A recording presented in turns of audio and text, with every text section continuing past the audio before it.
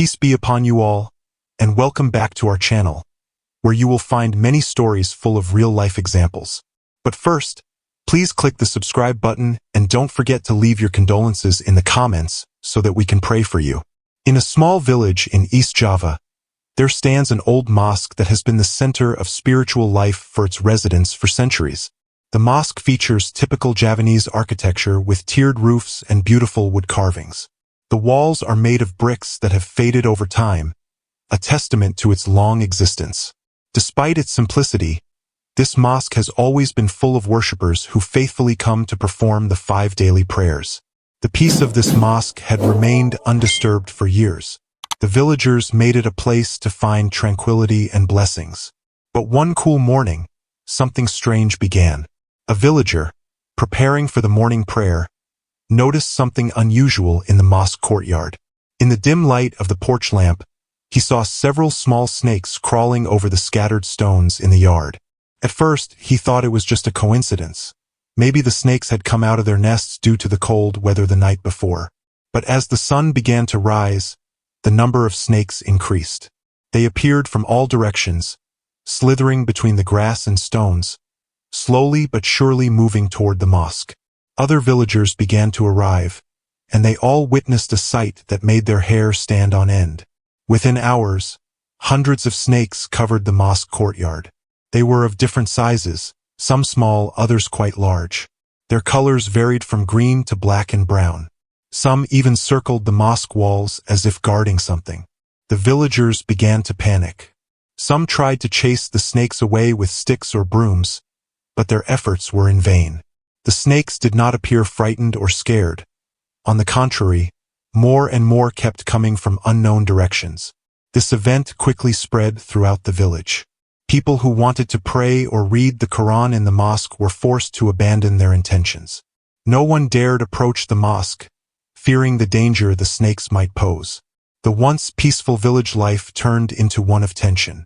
No one knew why the snakes had appeared, and no one knew how to get rid of them. One thing was certain. The mosque, once a center of blessings, was now shrouded in a terrifying mystery. Days passed, but the snakes did not leave. In fact, their numbers increased. Morning, afternoon, and night, they remained in the mosque yard, curled up near the doors, crawling over the fence, and some even wrapped around the tower pillars. The village elders began to gather to discuss this strange phenomenon. They considered various possible reasons. Was it a bad omen? Had someone committed such a great sin that the mosque was punished in such an unusual way? Some young villagers tried to trace the origin of the snakes.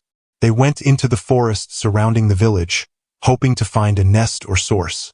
But they found nothing suspicious. The forest remained unchanged.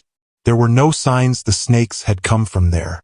The villagers grew increasingly anxious. They could no longer pray in the mosque as usual. Group prayers had to be held in a prayer room or a small corner room in the village. The children, who normally studied the Quran every afternoon, now had to learn at home. News that the mosque was infested with snakes spread to neighboring villages.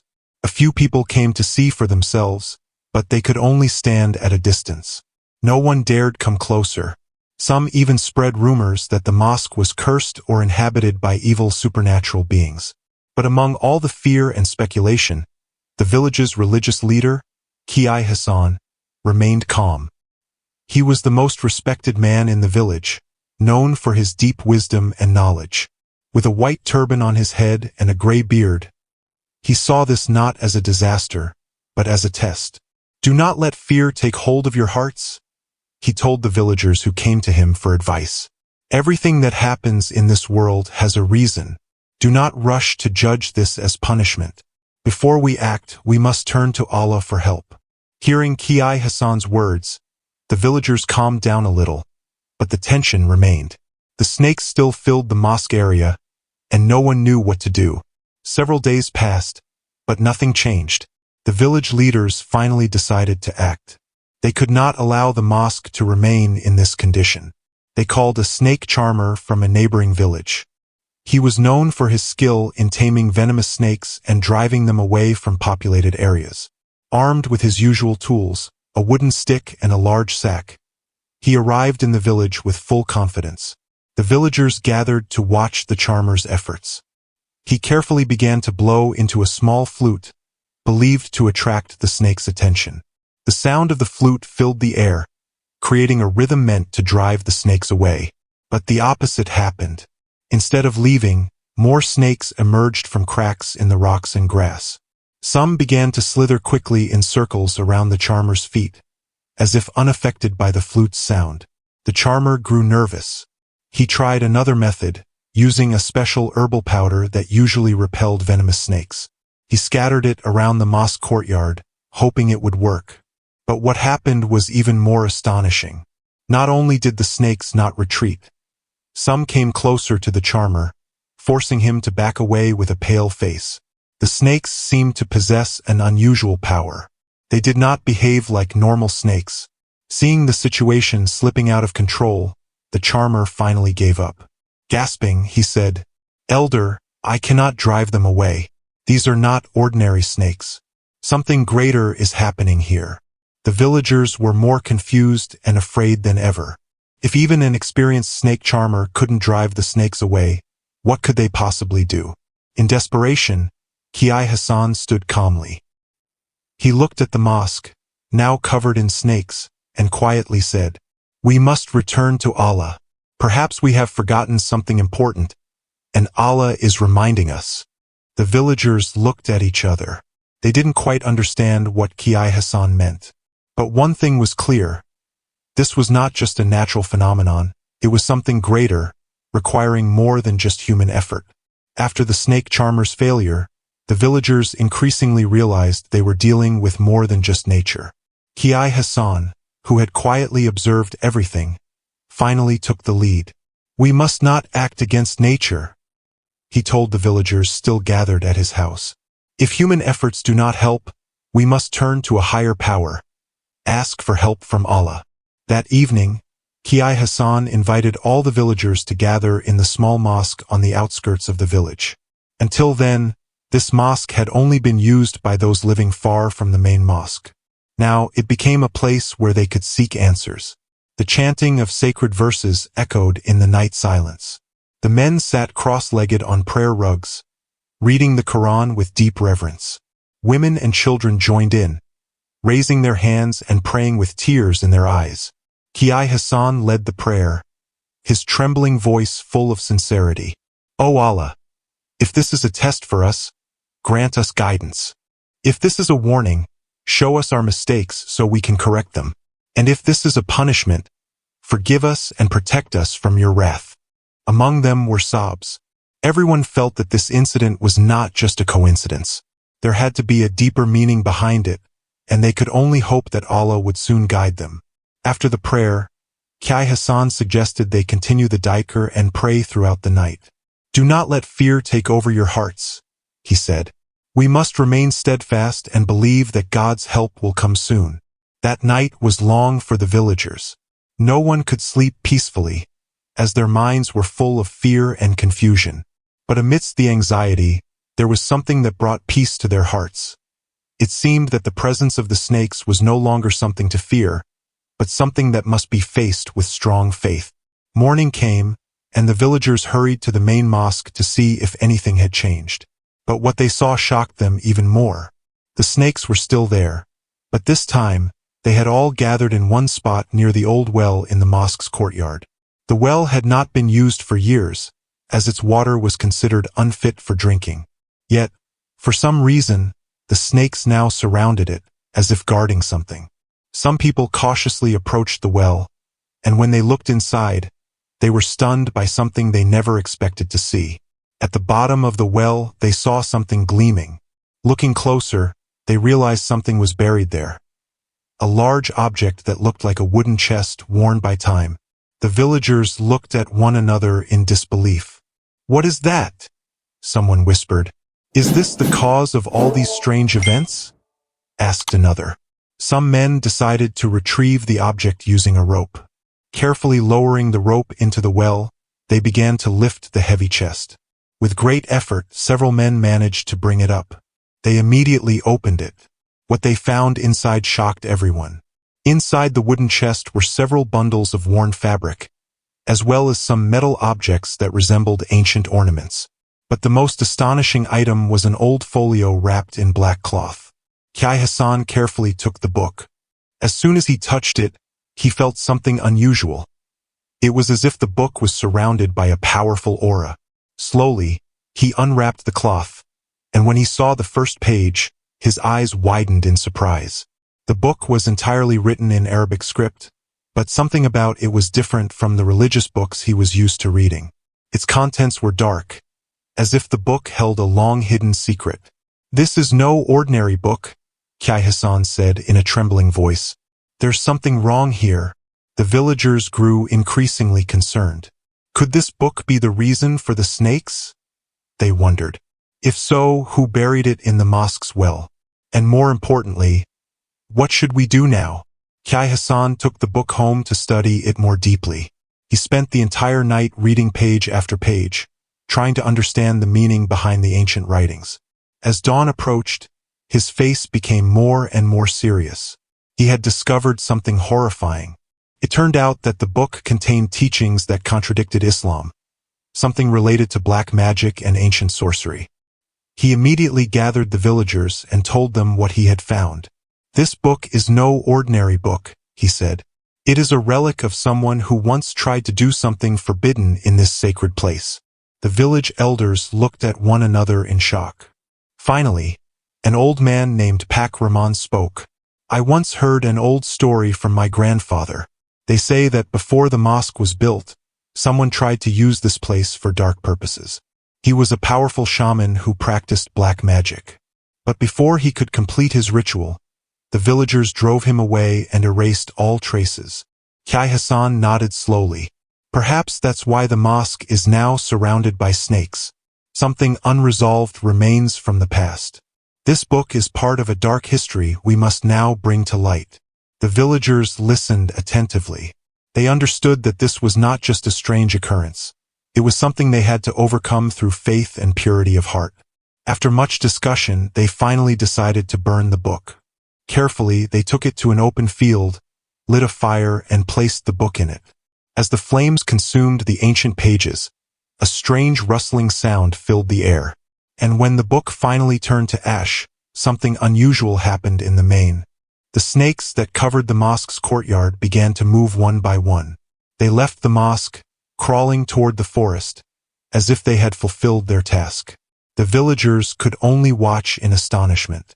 This strange event had finally come to an end, and they realized one thing. There is a much greater power in this world that governs everything. After the books were burned and the snakes had left the mosque, peace returned to the village. However, Kai Hassan knew that their task was not yet complete. The mosque needed to be cleansed not only physically but also spiritually. At dawn, the villagers began to clean the mosque. They washed the floor, wiped down the walls, and cleaned every corner that had once been filled with snakes. The carpet in the mosque was replaced with a new one. Meanwhile, the well in which the book had been found was sealed and marked as a warning for future generations. In addition, Kai Hassan invited all the villagers to join together in repentance prayers and to recite the Quran in the mosque. "We must restore the light of this mosque," he said. "This place is the house of God, and we must guard it with pure hearts." Throughout the day, sacred verses echoed through the air. Students and villagers recited Surah Al-Baqarah, known for protecting against distress. Some even heard a faint hum in the distance, as if something unseen was leaving the place. As night fell, the mosque became more peaceful than ever. The villagers no longer felt fear, and there were no more whispers. Their hearts were now filled with peace, as if the presence of the snakes had been only a test, meant to remind them of the need to draw closer to Allah. However, even though the situation had returned to normal, Kai Hassan still felt that something was not yet fully resolved. He sensed that there was a lesson to be learned from this incident, something deeper than just a strange event they had lived through. A few days after the incident, Kai Hassan gathered all the villagers in the mosque courtyard to give them advice. In a calm voice, he said, "What we went through was no coincidence. It was a sign from Allah for us all to reflect upon ourselves." He explained that a mosque is not just a building for prayer, but a place that must be kept clean, physically and spiritually. If their hearts were far from Allah, the mosque would lose its spiritual light. There is a reason why the book was found in the mosque's well, he continued. It is a reminder to all of us that there are things we must cleanse from our lives, whether it's bad character traits, negligence in worship, or sins we often consider insignificant. The villagers listened attentively. They realized that, all this time, they had often neglected the mosque's upkeep. Some would go to the city more often than they prayed in congregation. Others were so busy with worldly affairs that they forgot Allah and their prayers. Some even began to forget the true meaning of worship. Then Qai Hassan called them to change. He urged that the mosque be used as a center of religious activity, not just as a place for prayer, but also for learning, discussion, and strengthening unity. From that moment on, the once quiet mosque began to fill with believers. Every day classes were held. Children learned to read the Quran, and people came to do dhikr and strengthen their worship. Mosques that were once visited only during prayers became lively places again. The villagers began to feel a special blessing. The harvests became better, families grew more harmonious, and life became more peaceful, as if the trials they endured had led them to a better life. But one thing remained a mystery. Who had really hidden the book in the well? And why did it only now come to light? One day, as Qai Hassan sat on the veranda of his house, an old man approached him. It was Rahman, the oldest resident of the village, often called the village's keeper of history. In a quiet voice, he said, "I think it's time to tell you something I've kept secret." Mr. Rahman began to recount an event that happened decades ago. When he was a child, he was told about a man who once lived in the village, a powerful shaman known for his strong black magic. The shaman often performed strange rituals and tried to control the mosque through his magic. But one night, the religious leaders and village elders united to banish him. They recited sacred verses and prayed together until finally, the shaman left the village. Before leaving, he warned that one day, his knowledge would return to haunt the village. After his departure, the remaining scholars decided to bury all his magical objects, including the books he left behind. They chose to hide them in the well so that no one would ever find them. But as time passed, those who knew the secret eventually died. And now, after many years, the book had finally resurfaced. Upon hearing this story, Qai Hassan fell silent. He realized that the events they had experienced were part of a history that had remained hidden for so long. Allah had shown them that the darkness of the past must be fully cleansed for blessings to return to the village. Rahman ended his story with a touching phrase. Sometimes, what is hidden is revealed at the right time so that we may learn from it. Days passed, and the mosque that had once been full of snakes had now become the heart of village life. There was no more fear, no more strange occurrences. Peace and serenity reigned in every corner. The villagers had also become more devout. They prayed more earnestly at the mosque, read the Quran more often, and took better care of each other. The incident that had once shaken the village had now become a memory full of lessons. Qai Hassan felt deep gratitude. He knew that everything that happened was part of Allah's plan.